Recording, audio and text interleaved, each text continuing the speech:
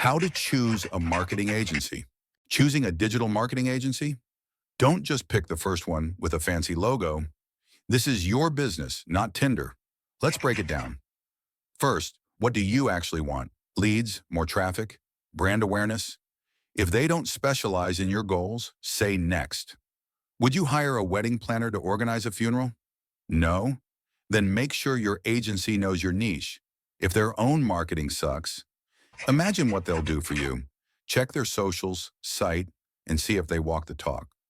Ask how they'll get you results. If they only say, "We'll make pretty posts," run. Make sure they show you what's working and what's not. No smoke, no mirrors, just metrics. Cheap agencies might cost you more in the long run. Expensive with no results? Even worse. Ask for clear pricing and performance. Check reviews. Ask for results. If they can't show happy clients, there's your red flag. Still unsure? Run a small campaign. If they crush it, great. If not, you just dodged a bullet. Your business deserves better than guesswork. Choose smart. Ask the right questions. And hey, need help picking one? Drop a comment. I got you.